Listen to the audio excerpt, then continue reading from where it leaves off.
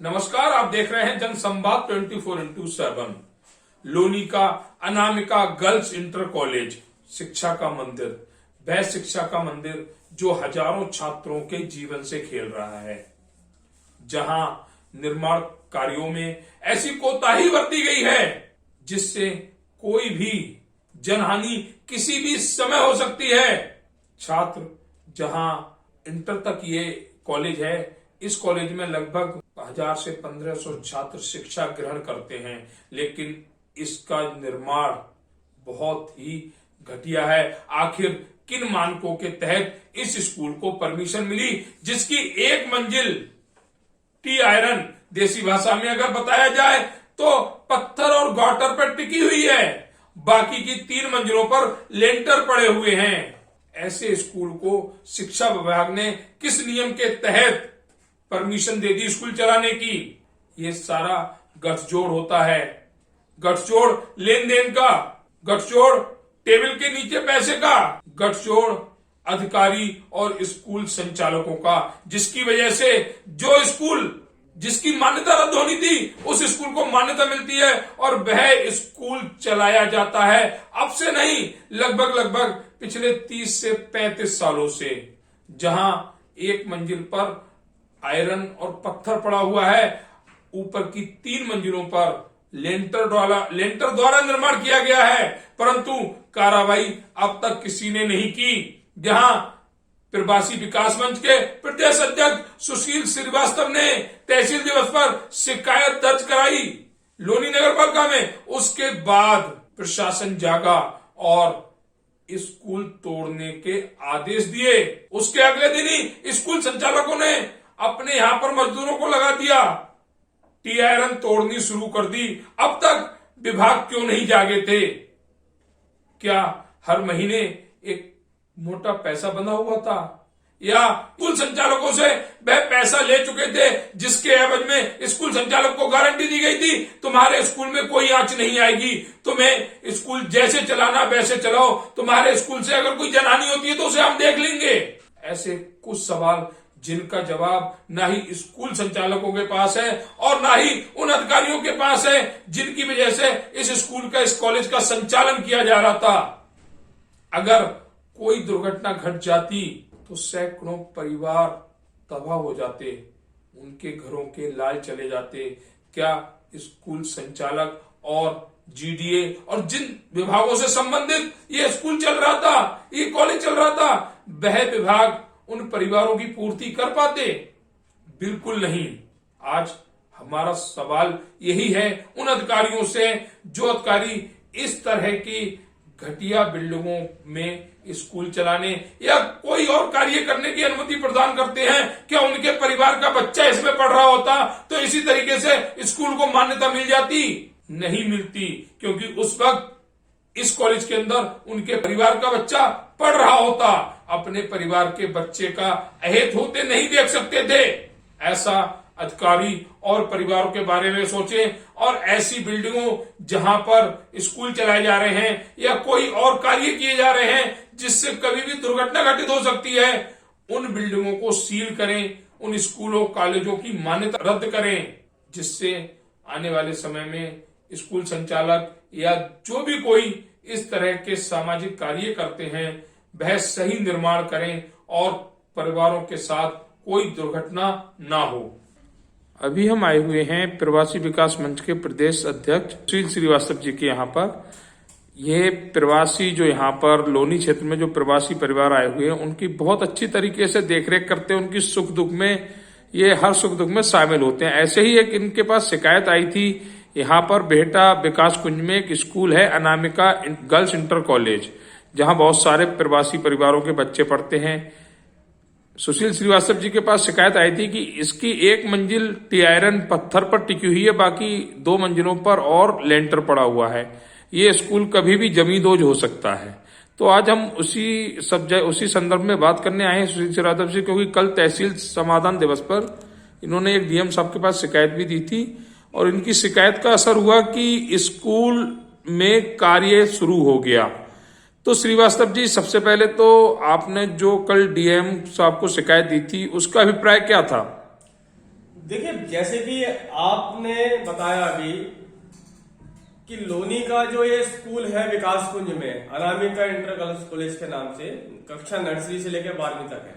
लगभग हजारों की संख्या में उसमें बच्चे पढ़ते हैं। और जिस प्रकार उस बिल्डिंग की इमारत का जो निर्माण हुआ है, नीचे तो पहली मंजिल है गाटा पत्थर की, उसके ऊपर 3 मंजिल लेंटर डाल रखे हैं और चौथे लेंटर की तैयारी कर रहे हैं। टोटल देखा जाए तो 5 मंजिला ये इमारत हो गई। हजारों की संख्या में बच्चे पढ़ते हैं।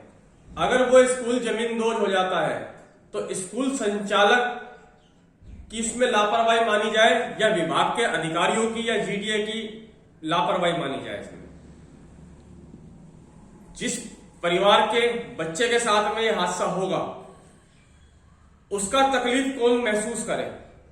उसकी तकलीफ उस परिवार को होगी, हमें होगी, क्योंकि लोनी का एक एक प्रवासी परिवार हमारा अपना परिवार है। और प्रवासी विकास मंच इसी आधार पर समाज सेवा करता है कि लोनी में रहने वाले प्रवासियों के हित की और उन्हें मजबूत करने की, उनकी सुरक्षा करने का दायित्व कहीं ना कहीं हमारे संगठन का बनता है। दूसरी बात यह है कि जो ये स्कूल है ये कितना पुराना है और इसके जो मालिक हैं उनसे कोई आपका आपसी मामला तो नहीं है इस तरह की शिकायत देने के लिए? देखिए, मैं आपको बताना चाहूंगा कि मैं लोनी के अंदर आज से नहीं रह रहा, पिछले लगभग 15-16 साल से लगभग लोनी में मैं निवास कर रहा हूं। मेरी कभी आज तक किसी से कोई द्वेष भावना नहीं है। मैं पूर्व में संघ के संगठन बजरंग दल, विश्व हिंदू परिषद जैसे बड़े संगठनों में भी अपनी जिम्मेदारी का निर्वहन कर चुका हूं। बालकाल स्वयं सेवक हूं। मातृभूमि के लिए और संघ के अंदर जो हमें सिखाया जाता है, समरसता का भाव सिखाया जाता है। संघ कभी किसी से द्वेष भावना करने की शिक्षा नहीं देता। संघ सबको साथ में लेके चलने की शिक्षा देता है। हमारी उनसे कोई द्वेष भावना नहीं है, परंतु जब हमने उसके स्कूल की हालत देखी तो हमें वास्तव में ही ये महसूस हुआ कि कहीं ना कहीं ये जो एक कहीं ना कहीं बड़ी घटना को दस्तक दे रहा है ये स्कूल की इमारत। तो इस पे हम प्रशासनिक अधिकारियों को हमने इसमें शासनिक अधिकारियों को हमने पत्र के माध्यम से अवगत कराया। और जब हम गए डीएम साहब के पास अपनी शिकायत लेके, तो डीएम साहब ने संबंधित विभाग के अधिकारियों को सख्त निर्देशित करते हुए ये आदेश प्रेरित किए कि ऐसे स्कूल पर जल्द कार्रवाई की जाए और जो भी इसमें जांच में सामने निकल कर आएगा वो आपके और पूरे क्षेत्र के सामने होगा। मैं एक और मांग करना चाहूंगा आपके चैनल के माध्यम से कि लोनी के सभी स्कूलों की ऐसी जांच की जाए जिनकी इमारत जर्जर हालत में है, जिन स्कूलों के अंदर सुविधाओं के नाम पर कोई भी सुविधाएं नहीं है, उनकी भी शासन जांच करने के आदेश दे। और जो गलत स्कूल संचालक हैं, जिनकी बिल्डिंगें गलत हैं, जिनकी स्कूलों में जो सुविधाएं होनी चाहिए वो नहीं है, ऐसों के तत्काल मान्यता रद्द करते हुए उन स्कूलों पर कार्रवाई भी की जाए। ऐसा नहीं हो सकता जैसे कि ये बिल्डिंग बनी हुई है, वहां पे अभी मैं गया था तो लोगों ने बताया था कि काफी पुरानी बिल्डिंग है, तो जो इससे संबंधित विभाग हैं उन्होंने अब तक, उनकी आंखें अब तक क्यों नहीं खुली? वो एक बड़ी दुर्घटना की ओर इशारा हो रहा है इस तरह से कि संबंधित विभाग एक बिल्डिंग में ले देकर तैयार करा देते हैं और उसके बाद वह सो जाते हैं। आने वाले समय में अगर कोई जनहानि होती है तो क्या जिम्मेदारी विभागों की नहीं बनती? देखिए, जैसे कि आपने कहा कि संबंधित विभाग के अधिकारी ले देके इसमें बिल्डिंगें तैयार करवा देते हैं।